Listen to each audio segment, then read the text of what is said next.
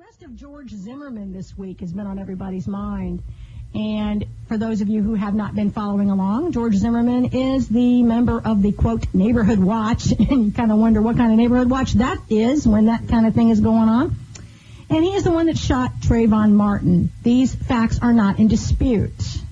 They've never been in dispute. So you think, well, why was he only charged this last week? And they had to have some act of God, or was it a prosecutor? They had to move heaven and earth to get him arrested because of something very interesting called the Stand Your Ground law, which we also have here in South Carolina. We've got some folks here who are going to talk about the Stand Your Ground law because I don't understand it, because it seems to me you can shoot anybody, or maybe it depends on who you are. You know, depends on what color you are, what sex you are. I imagine if some gay people are attacked and they shot somebody, they would go to jail. I'm just thinking, I don't know, could be wrong. But anyway, it seems awfully strangely applied. It seems like a vigilante law to me.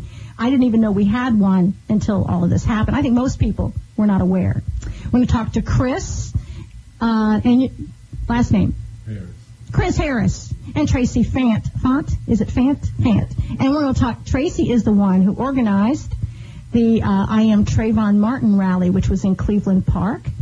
And that was Saturday, the 24th of March. And I've got some great pictures on my blog, DaisyDeadHead.com. Great pictures, including one of Chris. One of those pictures, he's looking, he says, there I am. Chris is on my blog. Didn't even know it. Y'all going to talk about the Stand Your Ground law. Yes. Speak up. I think that the Stand Your Ground law here in South Carolina is bogus. And remember to watch your language. It's a $10,000 fine. I don't say those type of words all the time. I think it's bogus. I think that, well, not the entire Castle Doctrine. I don't think that's completely bogus. Okay, what do you mean by that? What do you mean by the doctrine? I believe that the Castle Doctrine protects me in my home, right, or my vehicle, or my place of business, and allows me to protect myself from a threat. As in every man's home is this castle? Is that where that comes from? Okay. Exactly where it comes from. Every man. Anyway. But there is an article in there that states that someone doesn't have to retreat if they're being attacked, or if they think that they're being attacked or could be attacked. And I don't think that's right, because that opens doors for so many acts of violence that we don't even know the real story behind. There are a couple examples here in Spartanburg as of recently that shouldn't even have happened. Had the guy called the police, had anybody called the police and actually let law enforcement do what law enforcement does, who's to say somebody would be dead right now?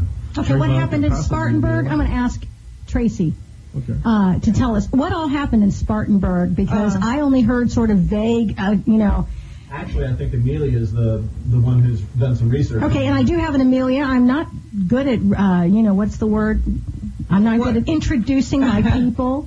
Okay, first we're going to talk to Tracy. Okay, yes. Well, what happened in Spartanburg about 2 weekends ago? Two guys were were said to be breaking into an apartment, and the guy who's the girlfriend's apartment, her boyfriend drove up, I guess, and he was sitting in the car, he was watching them. He got out of his vehicle, shot both guys in the head, and called police. They were outside of the apartment when he killed them, but his charges have so far been dismissed because of the Stand Your Ground law. However, he was a convicted felon, not of a violent crime, but he did have a felony on his record. And he was said this his apartment? No, his girlfriend's apartment. And he said the gun, which was in the car, was his girlfriend's gun. Wow. So he was not personally being encroached upon at all. No, he wasn't. And that's my whole deal with the Stand Your Ground law. I totally believe in the right to bear arms, your right to bear arms. I totally believe in that. However, me too.